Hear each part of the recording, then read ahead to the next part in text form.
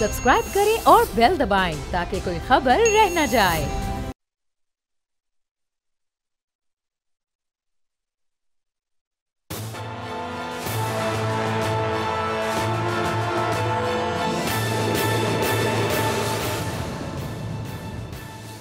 बिस्मिल्लाहिर्रहमानिर्रहीम, अस्सलाम वालेकुम। मैं समी इब्राहिम, आपका मेज़बान, और आप देख रहे हैं प्रोग्राम तजिया। में साथ हैं हमारी को एंकर अलीना इलियास और एहतशाम अल अब्बासी, हमारे कोर्ट्स के और क्राइम रिपोर्टर हैं। इसके अलावा अनवर अब्बास हैं, फ़ॉरेन ऑफिस को कवर करते हैं, और ज़ाहिर शाह शिराज़ी पेशावर से हमारे ब्यूरो चीफ हमारे साथ होंगे। और जो ख़बरें हैं आज बड़ी अहम ख़बरें हैं। एक तो हम आपको हमारे जो फ़ॉरेन ऑफिस की हैंडलिंग है, एक वाक़या उसका आपको हम सुनाएंगे और अनवर अब्बास से तजिया भी लेंगे, जिससे आपको अंदाज़ा होगा कि ये जो डिप्लोमेटिक हमारा जो कॉरिडोर है, जो हमारा फ़ॉरेन ऑफिस है, किस तरह बचगाना वहाँ पर डिसीजन मेकिंग है, और किस तरह हमारे जो डिप्लोमेट हैं वो एक्ट कर रहे हैं, और एक हेस्ट में लिया जाने वाला डिसीजन किस तरह पाकिस्तान और रशिया के दरमियान जो ताल्लुकात हैं उसमें ख़राबी पैदा कर सकता था। लेकिन बहरहाल वो किस तरह से कवर अप हुआ सारा, वो अनवर अब्बास भी हैं, पूरी आपको तफसील बताएंगे। और यहाँ पर पॉलिटिकल एक बड़ा इशू पिछले चंद माह से है। अदालतें रिलीफ देती हैं पॉलिटिकल वर्कर्स को, लेकिन उनको फिर एडमिनिस्ट्रेशन गिरफ़्तार करती है। कुछ लोग तो ऐसे हैं 8-8, 9-9, 10-10 दफ़ा उन्हें उनकी ज़मानतें हुई हैं, और बाहर वो निकलते हैं तो उनको किसी और केस में गिरफ़्तार कर लिया जाता है। अली मोहम्मद ख़ान एक तहरीक इंसाफ के रहनुमा KPK से, उनके साथ भी ऐसा ही हुआ, लेकिन आज पेशावर हाई कोर्ट के अहकामात पर उन्हें रिहा किया गया। और लेकिन जो अहम बात है, डिप्टी कमिश्नर साहब को अब तलब कर लिया गया, और जज साहब ने अपने रिमार्क में ये कहा है कि इबरतनाक सज़ा देंगे, ऐसी इबरतनाक के कानून के साथ किसी ऑफिसर को खेलने की हिम्मत ना होगी। इससे पहले पंजाब में ये वाक़या हो चुका है। कल चौधरी परवेज़ इलाही साहब हमें अपने प्रोग्राम में भी डिस्कस किया। आज उनके अमर सईद रां उनसे मिले हैं, लेकिन बावजूद इसके कि जज सेंट्रल लाहौर ने उनको कहा था, उनके बारे में ऑर्डर किया था कि उनको पेश किया जाए, लेकिन वहाँ पर पंजाब की एडमिनिस्ट्रेशन ने चौधरी परवेज़ इलाही को नहीं प्रोड्यूस किया कोर्ट में, और 5 अगस्त उसकी तारीख़ है। अब लेट्स सी वहाँ पर क्या होता है। फिर इसके अलावा सुप्रीम कोर्ट के अहकामात की रोशनी में आज इस्लामाबाद हाई कोर्ट ने चेयरमैन PTI के ख़िलाफ़ मुख्तलिफ़ जो मुकदमात हैं उनको सुना, फ़ैसले को महफूज किया, लेकिन सारी की सारी जो दरख्वास्तें थीं तहरीक इंसाफ की, ख्वाजा आमिर फ़ारूक ने रद्द कर दी हैं, उनको मुस्तरद कर दिया। एतराज़ात के बावजूद उन्होंने कहा कि फ़ैसले वही जज करेंगे जिनके ऊपर तहरीक इंसाफ ने एतराज़ किया। कोई उसमें स्टे ऑर्डर नहीं दिया उन्होंने। और अब मंडे को समाअत है, इस्लामाबाद हाई कोर्ट में होगी समाअत। दूसरी तरफ जो हमायूं दिलावर हैं, जज साहब, एडिशनल सेशन जज इस्लामाबाद, जो समाअत कर रहे हैं फ़ौजदारी मुकदमा तोशा खाने का, उन्होंने भी मंडे को तलब किया हुआ है। बयान भी होना है चेयरमैन PTI का। वकीलों ने यह भी कहा है कि इस्तिस्ना की हम मज़ीद दरख्वास्त नहीं देंगे। लेकिन ये जो सूरत हाल डेवलप हुई है इस्लामाबाद हाई कोर्ट के फ़ैसले के बाद, ऐसा लगता नहीं है कि अब चेयरमैन अपना बयान इसमें देंगे। एक बड़ी इंटरेस्टिंग ये सूरत हाल है। लेकिन सबसे पहले मैं ज़ाहिर शाह शिराज़ी की तरफ जाऊँगा, क्योंकि वहाँ से जो रिमार्क्स आए हैं इंतज़ामिया के लिए वो यकीनन परेशान कुन होंगे। ज़ाहिर शाह साहब, ये बड़ा एक स्ट्रॉन्ग रिमार्क्स हैं पेशावर हाई कोर्ट के। अली अहमद ख़ान साहब को रिहा किया गया तो उसके बाद उन्हें गिरफ़्तार दोबारा नहीं किया गया, वो गाड़ी में बैठकर चले गए। अगरचे उन्होंने मीडिया से भी कोई गुफ्तगू नहीं की, लेकिन जज साहब का ये कहना कि इबरतनाक सज़ा देंगे जो कानून से खेल रहे हैं। ज़रा कुछ बताइए, आपके पास पूरी तफसील होगी पूरे कॉन्टेक्स्ट में, अगर हमारे नाजरीन के लिए अगर आप ये बयान फरमाएँ तो सो नाइस ऑफ यू।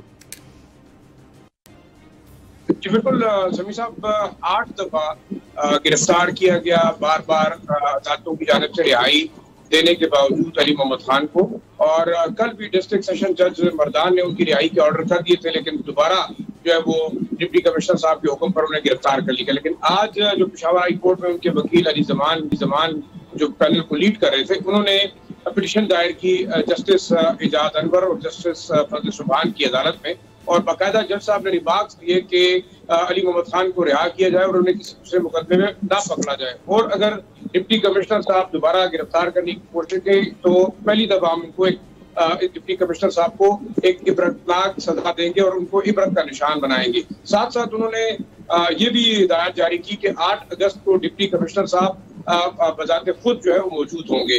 अब मैं ये बताते चलूं कि समीम भाई, अली मोहम्मद खान के चार्जेस क्या थे। एक, उनके खिलाफ उनकी एक यूनियन कौंसिल है हाथियान जहाँ के वो रिहायशी हैं, वहाँ सिर्फ 50 लाख रुपए के कोई डेवलपमेंट काम हुए और प्रधान की एंटी करप्शन जो वो है डिपार्टमेंट है, उन्होंने उनके खिलाफ करप्शन के चार्जेस लगा दिए और उनको उस सिलसिले में गिरफ्तार किया गया। पहले इस्लामाबाद में उनको गिरफ्तार किया गया था और बाकायदा रिहाई भी हुई, लेकिन केपी पुलिस ने वहां से जाके उनको गिरफ्तार करके मुख्तलिफ जेलों में रखते रहे। दूसरा, उनके ऊपर जो चार्ज है वो है जनाब के इन्होंने गैर कानूनी भर्तियां की हैं। तो बड़ी अजीब सी सूरत हाल है, लेकिन उनके वकला का ये कहना है कि तमाम जितने चार्जेस हैं उनमें किसी किस्म की सदाकत नहीं है। लेकिन बड़ा क्लियर मैसेज है उन लोगों के लिए जो कि अदालती हुक्म नहीं मान रहे, और आज जो पेशावर हाई कोर्ट ने हुक्म दिया है मेरे ख्याल में बड़ा वाज़ेह है कि इसके बाद अगर कोई डिसीजन होता है और कोई एडमिनिस्ट्रेटिव मशीनरी के अंदर नहीं मानता तो उसके खिलाफ वाकई बड़ा एक्शन होगा। जी सर। अच्छा, ये बयान फरमाइए कि सूबे में और भी वर्कर्स जो है पॉलिटिकल वो गिरफ्तार होंगे क्या?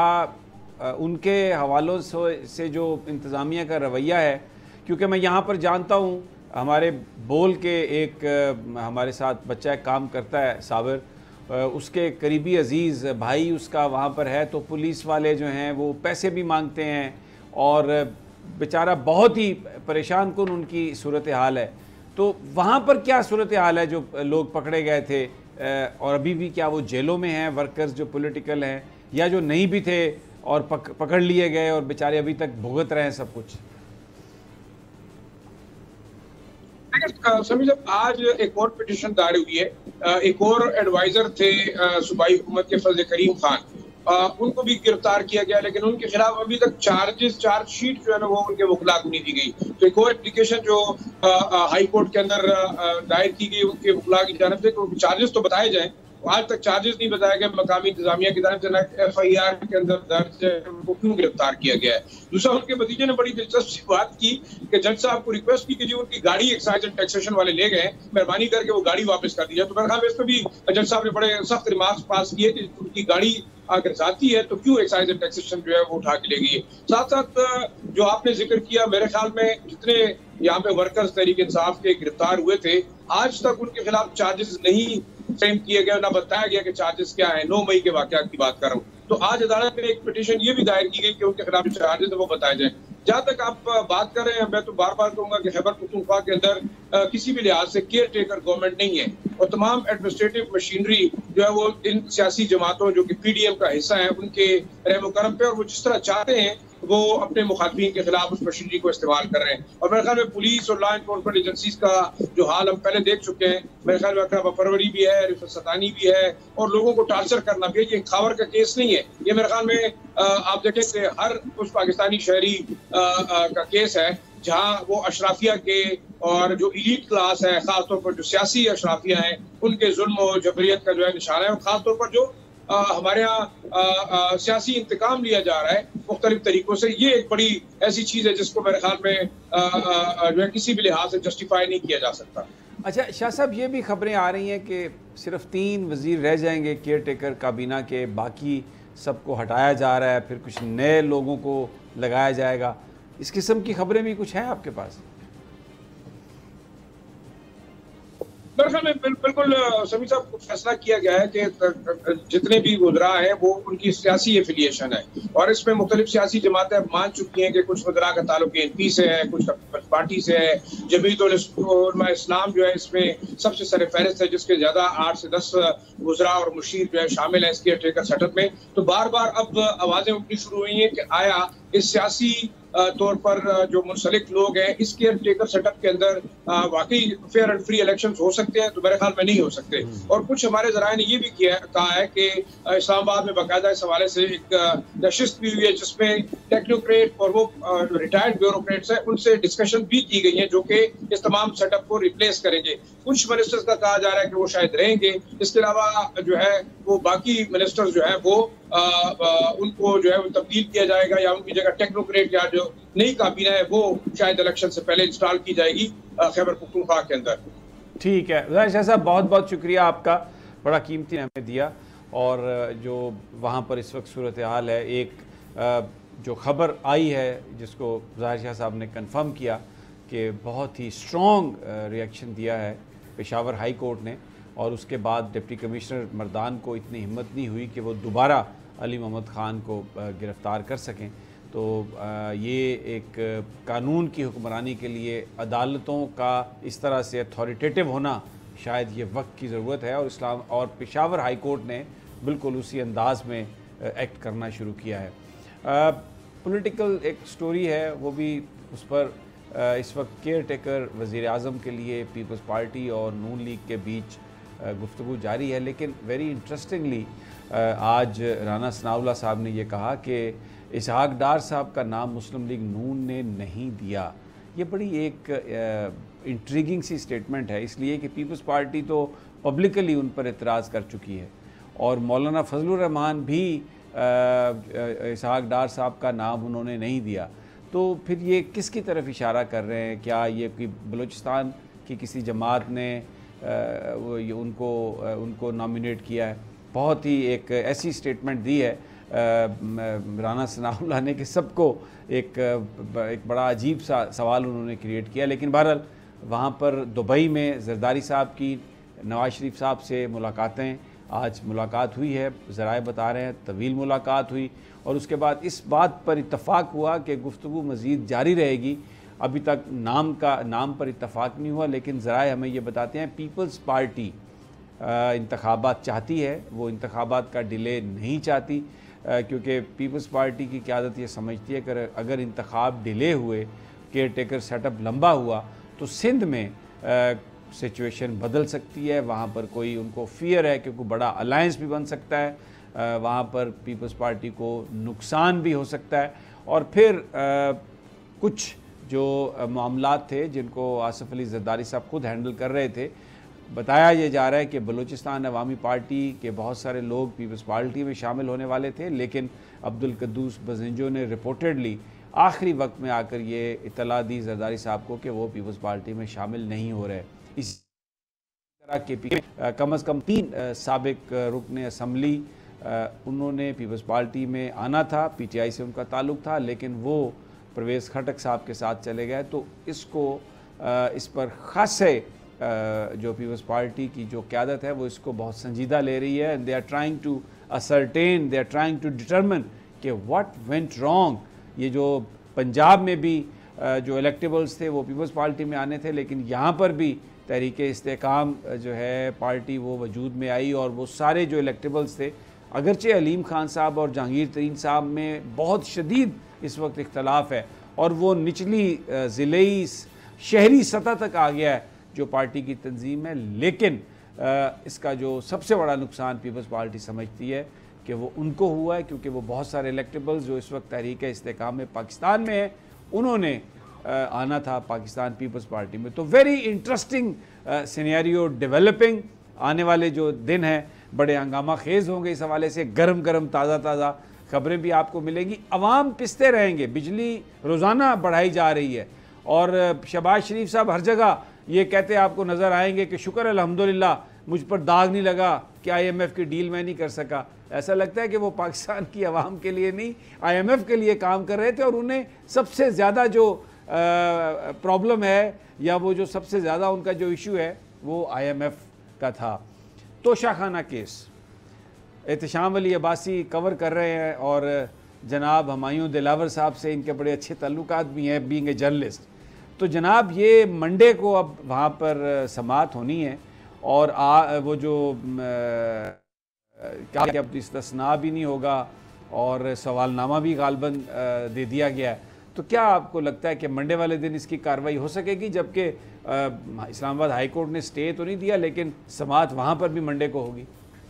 एहतशाम समी साहब, तोशाखाना की जो गुज़श्ता रोज़ समाअत हुई थी तो उसमें चेयरमैन पीटीआई को कहा गया था कि अगर वो आज के दिन का अदालत में नहीं आएंगे तो उनके नाकाबिले ज़मानत वारंट जारी होंगे, तो आज जारी नहीं हुए। तो इसी तरह मंडे तक जो बात गई है, तो मंडे तक कमिटमेंट तो दी गई है कि खान साहब जो है आएंगे, चेयरमैन पीटीआई जो है वो लाजमी आएंगे इसमें। तो उसमें जो है इनके जो वकला से बाकायदा रिटर्न में लिया गया है, लेकिन चेयरमैन पीटीआई मंडे को आते हैं या नहीं आते इसलिए हम कंफर्म नहीं कर सकते, क्योंकि वहाँ पे पहले एक सिक्योरिटी इशू बन चुका है। वो वीडियो हमने बनाई थी जिसमें उनके ऊपर एक कुछ चीज़ फेंकी गई है, कहा जा रहा है कि वो बोतल है, लेकिन वो कुछ भी है वो हम तो कुछ नहीं कह सकते, इदारे बता सकते हैं, लेकिन वो प्रॉपर एक चीज़ उन पर फेंकी नज़र आ रहा है, पूरा हमला था। तो उस हवाले से जो उनके चेयरमैन पीटीआई के जो वकला हैं उन्होंने अदालत को बताया कि हमें यहाँ पे सिक्योरिटी इश्यूज़ हैं। जो ओल्ड कम्प्लेक्स है वहाँ पर वो आने के लिए तैयार हैं। इस कम्प्लेक्स में क्योंकि यहाँ पर जो है एक हल्ला होता है, क्योंकि बहुत तंग करके इस एरिया को बनाया गया है। अदालतें तकरीबन 69 अदालतें हैं और पूरा एक प्रेशर होता है लोगों का, वहाँ पे आना जाना बड़ा मुश्किल हो जाता है। तो उस हवाले से सिक्योरिटी इशूज़ तो हैं।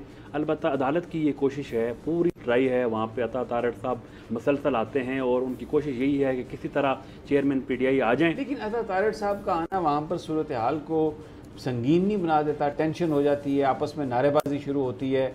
उस दिन धक्कम पेल जो हुई वो ज़्यादातर धक्कम पेल अता तारड़ साहब की वजह से, उनके गार्ड्स की वजह से हो रही थी। जी बिल्कुल ऐसे ही हुआ, क्योंकि अता तारड़ साहब नहीं आए तो यहाँ पे ये समातें चल रही थी।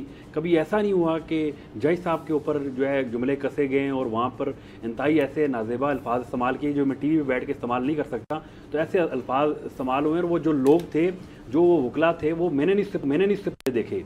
अब वो वकला थे या नहीं थे, या वकला के यूनिफॉर्म में कौन लोग थे। अलबत्ता अता तारड़ साहब जब अंदर आए तो वहाँ पे बड़ा माहौल ख़राब हुआ और उस माहौल के बाद जो है जज साहब ने पीटीआई के जो वकला हैं उनको बाहर निकाल दिया।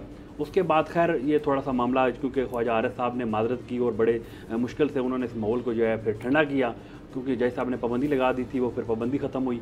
उसके बाद दोबारा से ये समाअत शुरू हुई। तो आज की जो समाअत है उसमें एक तो जो है चेयरमैन पीटीआई को इस्तिस्ना की जो दरख्वास्त है वो फ़ौरन मंजूर कर ली गई। जो समाअत है मुलतवी करने की दरख्वास्त मंजूर कर ली गई। अलबत्ता जो गवाह हैं जो जरा के हवाले से, उस हवाले से जो उन्होंने कहा तो वो 342 का बयान जो है वो तो उनको, वो 342 के बयान के लिए वो चेयरमैन पीटीआई को अदालत ने कहा कि आना पड़ेगा और मंडे को हर हाल में आना पड़ेगा। और अगर मंडे को अगर वो नहीं आते और उनके, हम सपोज करते हैं, नाकाबिले ज़मानत वारंट गिरफ्तारी जारी होते हैं, उनको पकड़ के भी लाया जाता है अदालत में, तो फिर वो जो एक उसकी रिक्वायरमेंट है 342 के बयान की कि इंडिपेंडेंटली बयान होना है, अगर आप पुलिस कस्टडी में आके अदालत में बयान दे रहे हैं तो फिर तो वो जो उसकी इंडिपेंडेंस है वो एक सवालिया निशान रहेगी। वो बिल्कुल ऐसा ही है। अगर तो वो उसका कानूनी तौर पर प्रोसिक्यूशन को तो फ़ायदा नहीं होगा उसका। नहीं, वो तो अगर पकड़ के लाते हैं तो फिर केस चेंज हो जाता है। अच्छा, मैं यहाँ पर, क्योंकि मुझे ब्रेक, एक छोटा सा वक्फा, और इस केस, ये बड़ा टेक्निकल केस है क्योंकि ये वो वाहिद केस है जिसमें फौरी तौर पर सज़ा हो सकती है और हुकूमत ये कोशिश कर रही है कि चेयरमैन पीटीआई को सज़ा इसमें दे दी जाए। एक कानूनी जंग जारी है दोनों फ्रीकैन के दरमियान और लेट्स सी व्हाट अनफोल्ड्स, कौन जीतता है कौन हारता है ये तो आने वाला वक्त बताएगा। लेकिन हो क्या रहा है हम आपको बताएंगे एक छोटे से वक्फे के बाद।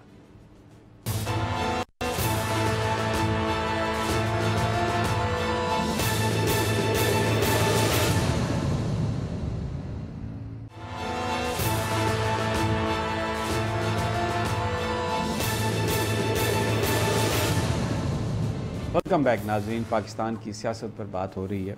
एहतशाम, एक परसेप्शन आता है जब हम ख़बरें पढ़ते हैं, पीटीआई इसको इस परसेप्शन को वो बयान करते हैं कि जैसे जो जज हैं दिलावर साहब, हुमायूं दिलावर, ये इनको बहुत जल्दी है, फ़ैसला सुनाना चाहते हैं। इससे एक ऐसा तासुर मिलता है कि जैसे इंसाफ नहीं होगा। क्योंकि आप कवर करते हैं, मैं इसलिए आपसे पूछ रहा हूँ कि व्हाट इज़ योर परसेप्शन? बिल्कुल जो जल्दी वाली बात है तो वो तो नज़र आ रही है।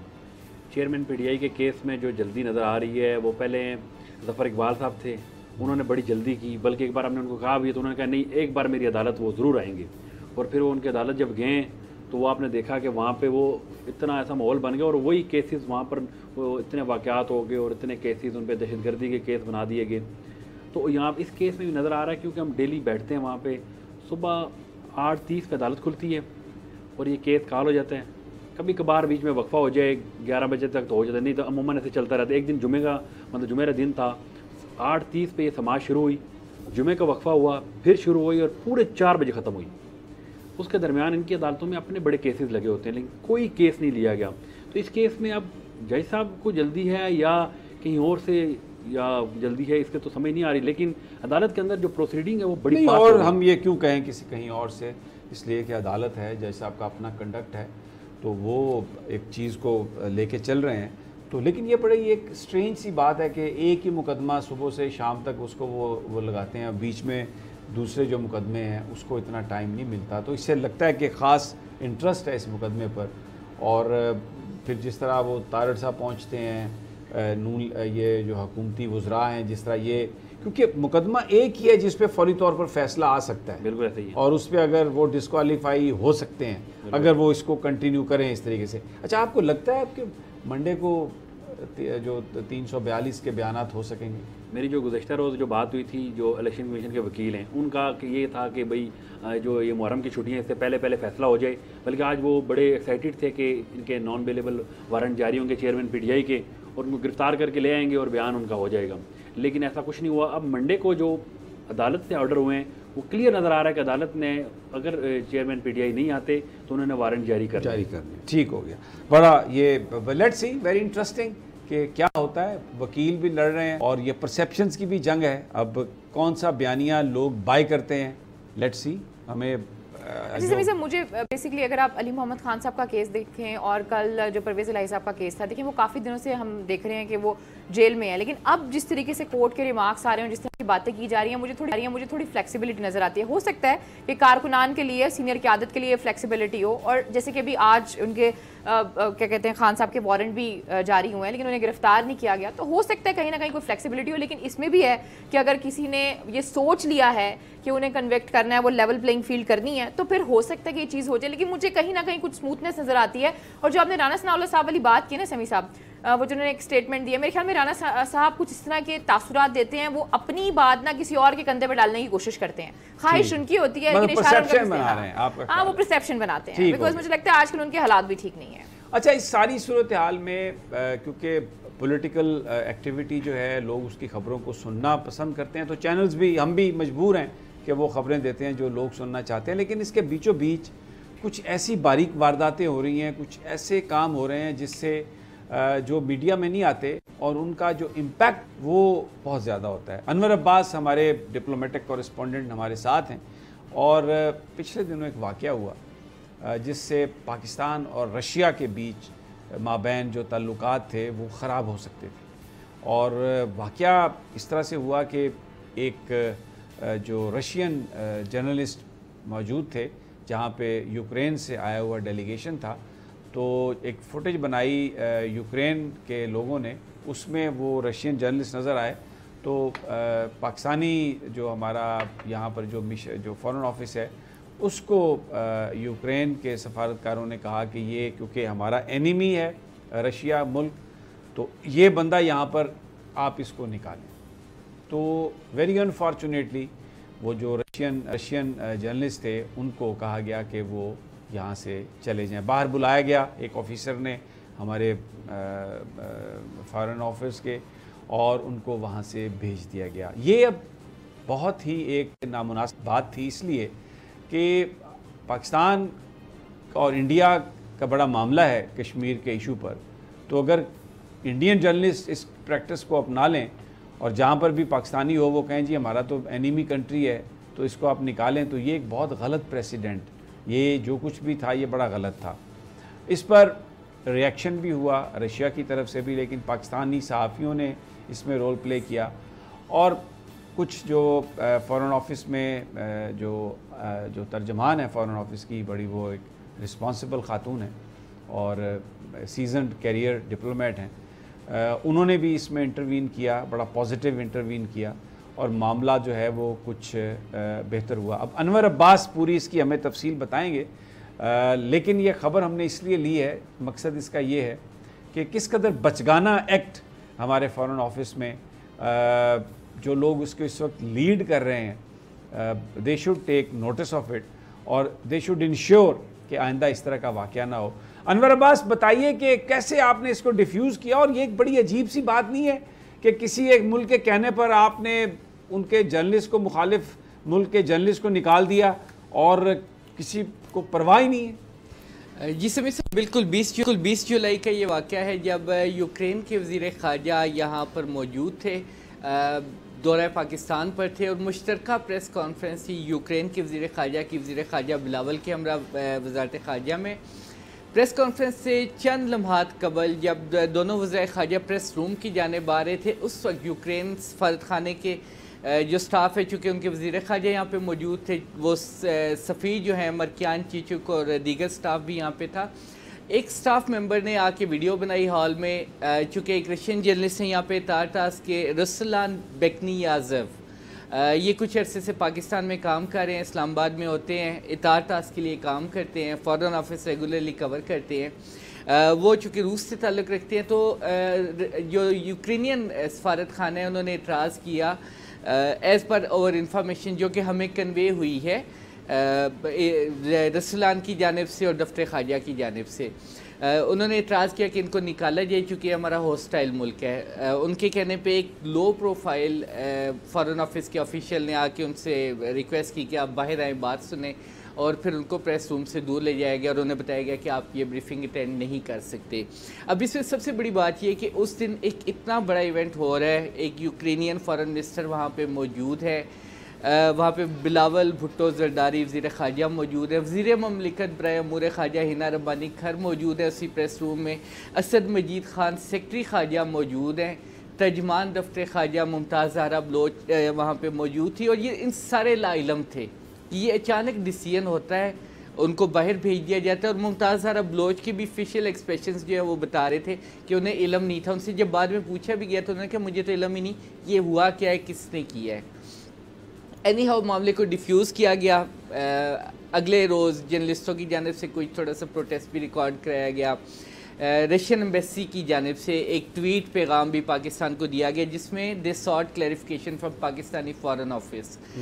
उन्होंने एक्सप्लेनेशन मांगी, उन्होंने वजाहत मांगी दफ्तर ख़ारजा से, तहम एज़ पर माई इंफॉर्मेशन शायद राब्ते हुए, उसके बाद उन्होंने अपने इस ट्वीट को कुछ घंटों के बाद डिलीट कर दिया। रसलान से जो दफ्तर ख़ारजा के हुक्काम है उन्होंने रब्ता किया, उससे उन्होंने सिचुएशन को क्लियर किया।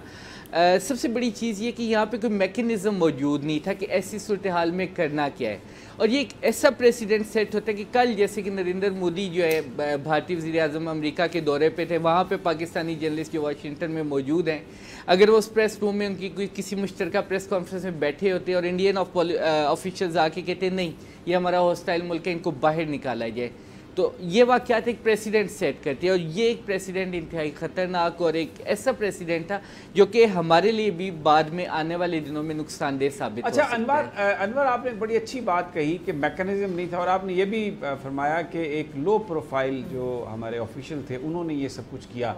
तो क्या कोई अकाउंटेबिलिटी का सिस्टम नहीं है फ़ॉरेन ऑफिस में कि कोई भी आदमी किसी भी लेवल का इस तरह का स्ट्रेटेजिक डिसीजन करके किसी भी सहाफ़ी को बाहर निकाल सकता है किसी भी की कंप्लेंट पर, और जो टॉप लेवल के लोग हैं वो इससे बेखबर भी रहें? फिर सवाल दूसरा ये है कि क्या उस ऑफिशियल के हवाले से कोई डिसिप्लिनरी एक्शन लिया गया कि आइंदा ऐसा ना हो? क्योंकि अगर कोई एक्शन नहीं लिया गया तो फिर तो इसका मतलब है कि ये दोबारा इससे भी कुछ संगीन वाक़या हो सकता है बड़ा, और हो सकता है उनकी इन्फॉर्मेशन में ही हो और अपेरेंटली वो कह रहे हो कि हमें नहीं पता, ये भी हो सकता है। जहाँ तक मेरी इन्फॉर्मेशन है एक्शन के हवाले से, चूँकि एक ऑल ऑफ अ सडन ये सारी मूवमेंट हुई, प्री प्लान नहीं थी, एट द 11th आवर इस चीज़ से बचने के लिए कि कहीं यूक्रेनियन फॉरेन मिनिस्टर नहीं, ये देखिए ये बात ये सिर्फ यूक्रेन की बात नहीं है अनवर अब्बास, इसमें अमेरिका है, इसमें रशिया है। यूक्रेन जो है वो अमेरिका के ईमा पर सब कुछ कर रहा है, नेटो का असला है, वहाँ पर जंग है, ये पूरी एक डिवीजन है एक इस वक्त। और जो यूक्रेन की जो अहमियत है आप ये समझें कि वो अमेरिकन हैं, इस तरह से उनको कंसिडर किया जाता है। तो ये वो उस आला ऑफिशियल ने जो भी किया ये कोई मामूली बात नहीं है, वो जो लो प्रोफाइल ऑफिशियल आप कह रहे हैं, और इतनी सादा भी नहीं है कि सेक्रेटरी को भी नहीं पता, किसी को नहीं पता। ये तो सीधा सीधा यूक्रेन को अमेरिका को खुश करने की बात है। It was a diplomatic snub Russia को। वैसे तो हम कहते हैं हम तेल लेंगे, वो शहबाज शरीफ साहब भी नहीं खामोश होते, मुसद्दिक मलिक साहब भी बड़ी बातें करते हैं, सारे बड़ी बातें करते हैं कि रशिया से बड़े ताल्लुकात हैं। लेकिन ये वाक़या बताता है कि किस तरीके से वाशिंगटन को खुश करने की कोशिश की जा रही है, क्योंकि जहाँ पर भी आप रूस को स्नब करेंगे तो अमेरिकन को आप खुश कर रहे होंगे। मैं एक छोटा सा वक्फा लेता हूँ, इसी पर मैं चाहता हूँ और यही मेरे आपसे सवाल होंगे, लेकिन एक छोटे से वक्फे के बाद।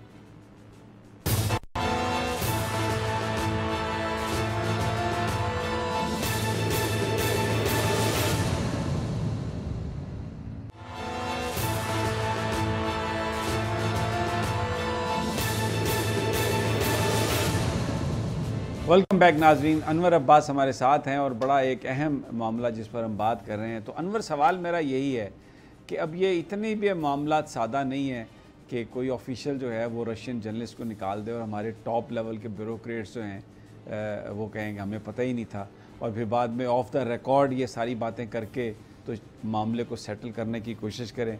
तो यही तो पाकिस्तान में इस वक्त बात चल रही है। हर पाकिस्तानी यही तो सवाल कर रहा है कि क्या हम कोई ग़ुलाम हैं वेस्ट के, कि बस जो वो कहते हैं हम वो कर देते हैं। जी अनवर अब्बास। जी बिल्कुल। सबसे पहले जो फॉल बैक इसका आ सकता था वो ये था कि एक बहुत बड़ी ऑर्गेनाइजेशन है टाटास, उससे पूरी एक full fledge campaign Pakistani government के ख़िलाफ़ लॉन्च हो सकती थी।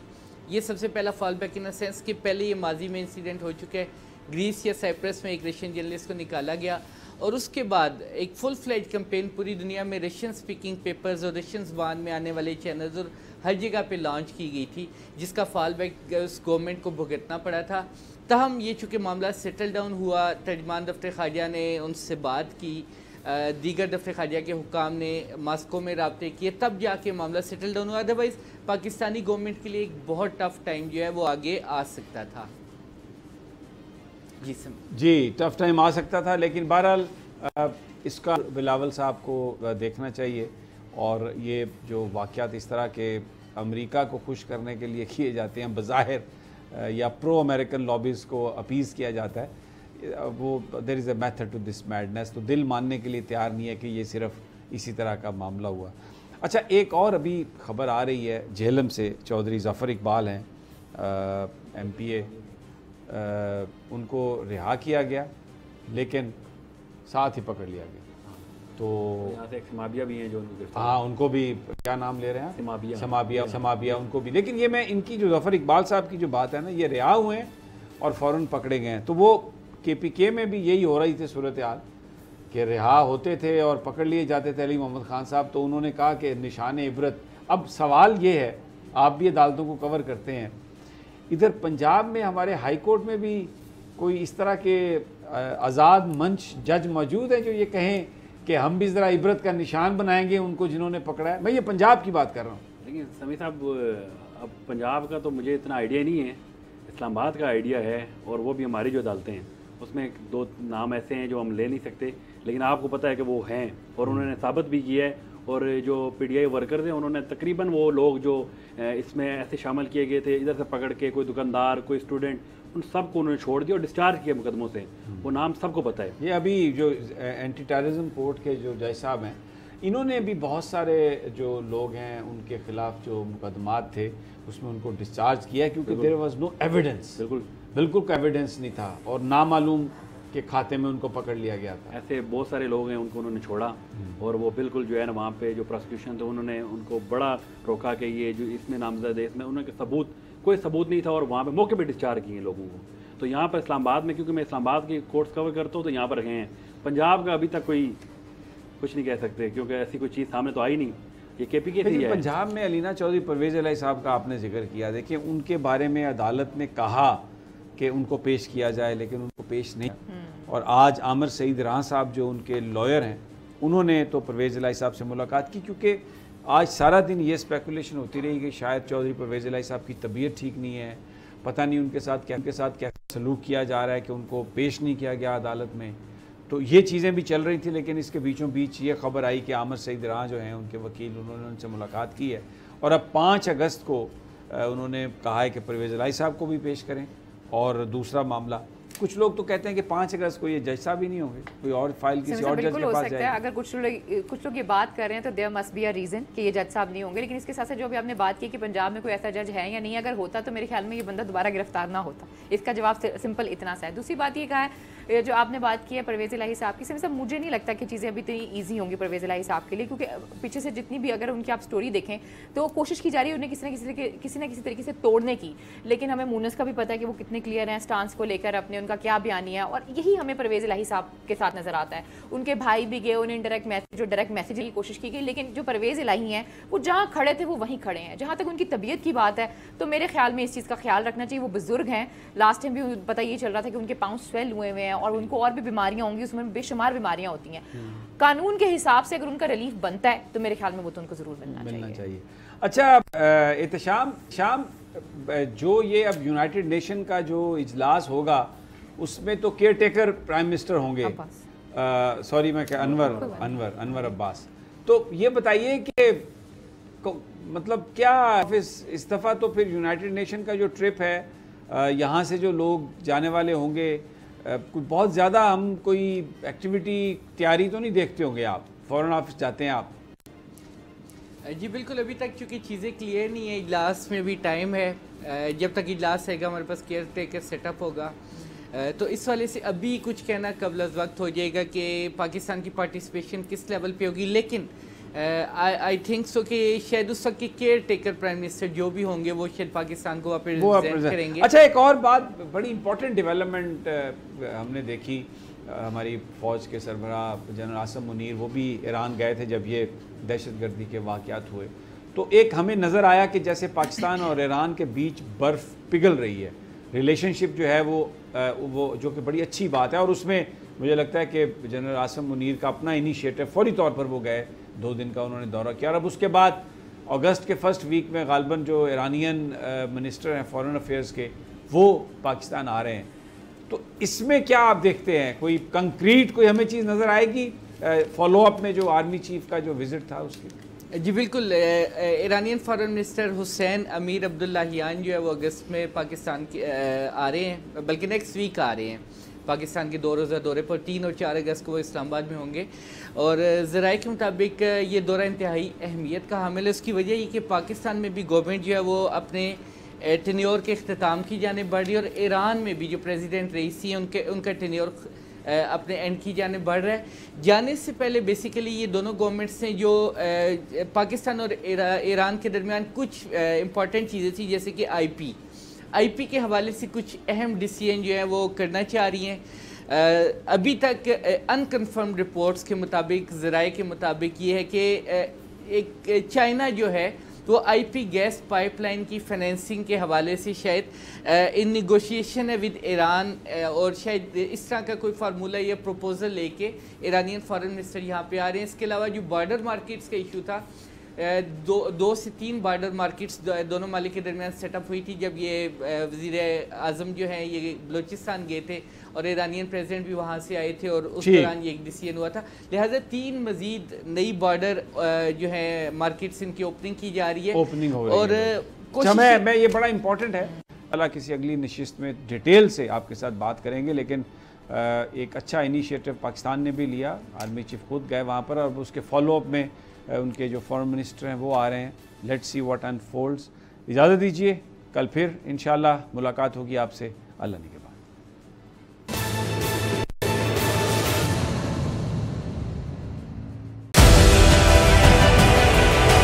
डिजिटल लोन स्कैम, आवाम को कर्जों के जाल में फंसाकर लूटने वाले भेड़िए बेनकाब। बोल की काविशें बराबर साबित हो गईं, ऑनलाइन कर्ज माफिया के गिर्द घेरा तंग हो गया है।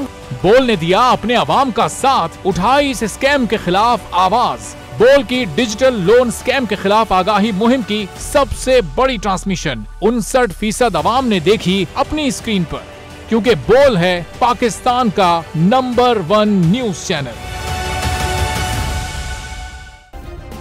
सब्सक्राइब करें और बेल दबाएं ताकि कोई खबर रह न जाए।